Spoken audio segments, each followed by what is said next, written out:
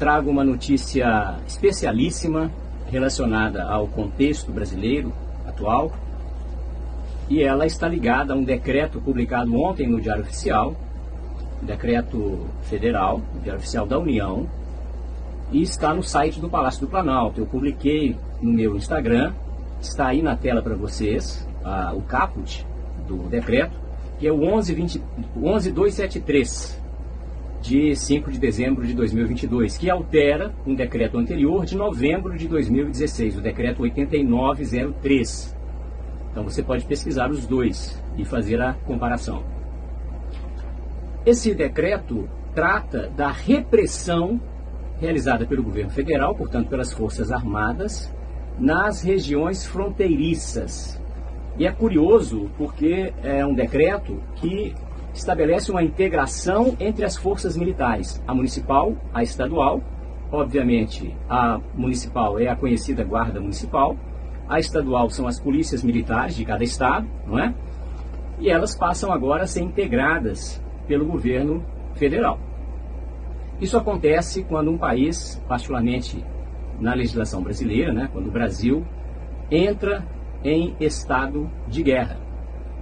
Então, uma legislação para atualizar uma legislação, na verdade um decreto, para atualizar um decreto já existente, tratando especificamente desse aspecto.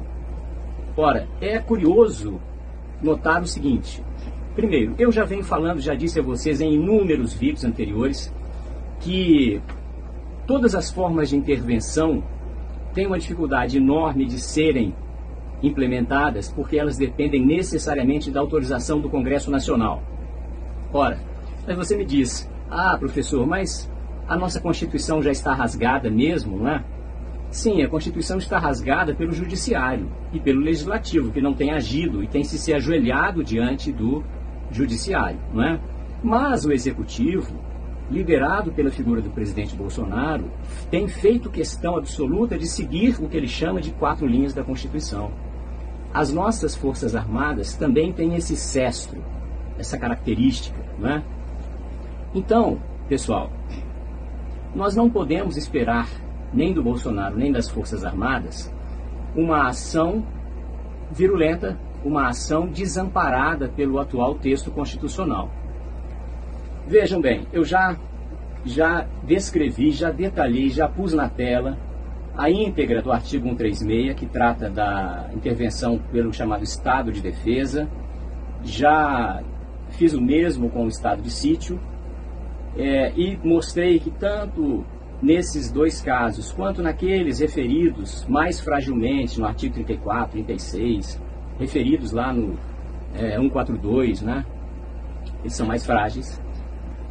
Mas em todos os casos é exigida a oitiva do Conselho da República, do Conselho de Defesa, e depois que o presidente ouve estes dois órgãos colegiados, ele ainda precisa da autorização do Congresso Nacional. Maioria simples, metade mais um. E eu disse a vocês, olha, no atual contexto em que o Centrão, que é sempre fisiológico, já negocia com a Alckmin, que já oferece 13 novos ministérios, é muito difícil que o presidente consiga a autorização do Congresso Nacional. Acontece que o decreto publicado ontem, ele dá uma dica. Ele revela um aspecto que eu já havia observado na leitura da Constituição, mas que agora merece destaque. Vejam bem, o decreto 11273, ele parte do artigo 84. O artigo 84, vou colocar aí na tela para vocês verem, é o artigo da seção 2 da Constituição Federal, que trata das atribuições do presidente da República. Artigo 84, inciso 6, que está mencionado no caput desse decreto 11273 de 5 de dezembro de 2022. O inciso 6 diz assim: dispor mediante decreto sobre... Dois pontos. Aí tem uma listinha de coisas que o presidente da República pode dispor mediante decreto. Organização e funcionamento da administração federal, foi o que ele fez com essas polícias, né, com essa integração. Extinção de fundos ou cargos públicos, quando vagos, celebrar tratados. Aí eu já estou indo Para o inciso 7, olha, manter relações com estados estrangeiros. Inciso 8, celebrar tratados. Inciso 9, decretar o estado de defesa e o estado de sítio. Aí ele manda você verificar os artigos 136 e 137, que eu já expliquei em outros vídeos. E continua. 10. Decretar e executar a intervenção federal. E manda a gente ler o artigo 34. Ok? Lá embaixo, está escrito assim, inciso 19. Declarar guerra. Declarar guerra. Por que eu estou destacando isso? Porque nenhum governo integra as diferentes polícias e coloca as militares e as municipais sob a égide da federal, no caso das Forças Armadas, a não ser que ele pretenda entrar em estado de guerra. E mais, se o decreto trata dessa integração para repressão de práticas criminosas nas fronteiras, é porque existe a possibilidade de essa repressão estar vinculada a entradas estrangeiras, ok? Por isso é importante ler o inciso 19, que diz assim: declarar guerra, no caso de agressão estrangeira, autorizado pelo Congresso Nacional, sempre o Congresso, é por isso que eu digo para vocês que nós temos que sempre pressionar o Congresso. Vejam bem, autorizado pelo Congresso, aqui vem a chave, ou referendado por ele, quando a decretação da guerra é ocorrida, no intervalo das sessões legislativas. Ora, o nosso próximo intervalo legislativo começará no dia 22 de dezembro. Tá bem? Veio a palavra referendado. Pois bem, é autorizado, ok? É permitido. Acontece que eu sou um servidor federal, tenho experiência com a administração federal, particularmente em instituições administradas colegiadamente. O Congresso é um colegiado, né? Colegiado formado por deputados e por senadores. Então, se no intervalo legislativo, ou seja, estão todos de férias, houver a decretação de estado de guerra, o presidente pode chamar o presidente da República, pode chamar o presidente do Congresso Nacional e dizer assim: meu amigo, ó, assina aqui esse ad referendo. Assina aqui essa autorização ad referendo. O que é uma autorização ad referendo? O presidente daquele órgão colegiado autoriza, com o compromisso de, depois que o órgão colegiado voltar à sua atividade, ele poderá então confirmar aquela autorização feita monocraticamente ad referendo. Entenderam? Então, a minha interpretação é de que o Bolsonaro está preparando o campo, preparando o terreno para no dia 22 de dezembro, de modo ad referendo, do Congresso Nacional, receber a autorização para a decretação de estado de guerra. Ok? No estado de guerra, ele tem uma série de facilidades para agir contra o crime. E eu quero destacar uma coisa curiosa aqui, olha. Artigo 5º da Constituição Federal, inciso 47.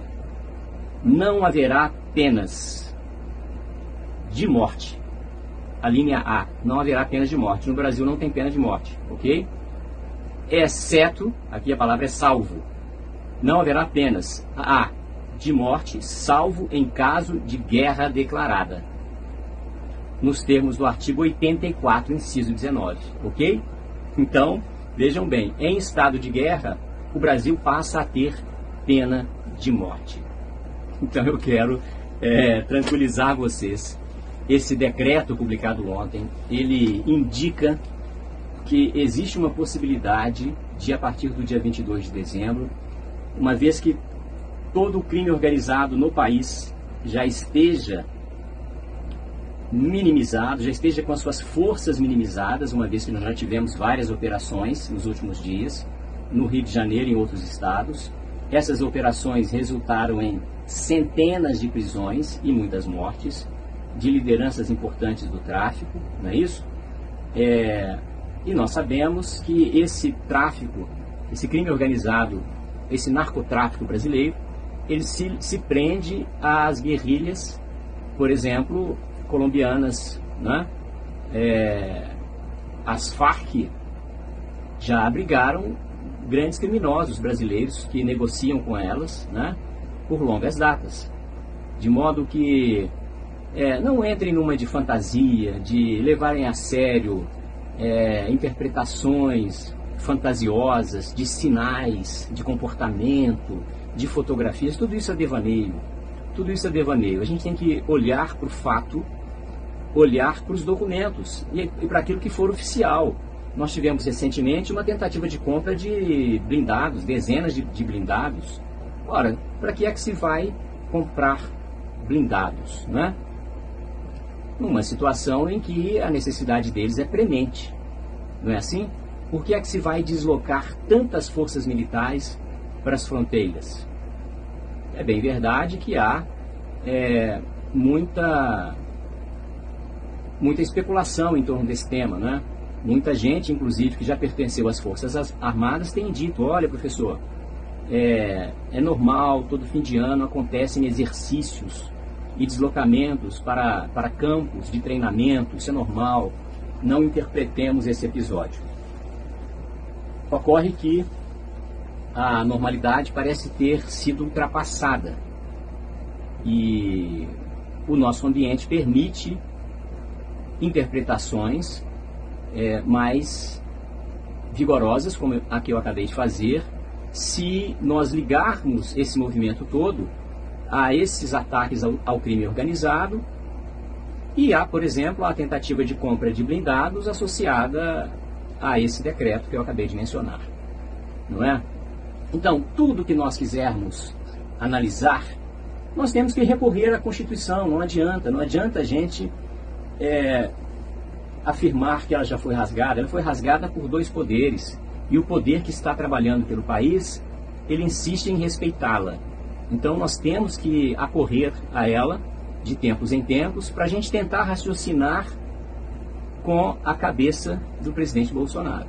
Já que ele está em silêncio, nós temos, se quisermos termos uma ideia do que está por vir, temos que raciocinar a partir do texto constitucional. Então, para encerrar, primeiro, pressionem sempre o Congresso, escrevam sempre para deputados e senadores, cobrando aquilo que nos é caro e necessário. Segundo, se nada acontecer e se o descondenado for diplomado no dia 12, aquietem os corações, porque dia 22 está aí. E é bem provável que a expectativa do recesso legislativo seja uma realidade, até porque, havendo autorização ad referendum, quando voltarmos em 2023, teremos um novo Congresso que vai confirmar o ad referendum dado em 2022. Ok? Muita coisa pode acontecer, mas sem devaneios e sem delírios como os que os especialistas em PICs e notícias sensacionalistas gostam de fazer, tá bem? Um abraço a todos.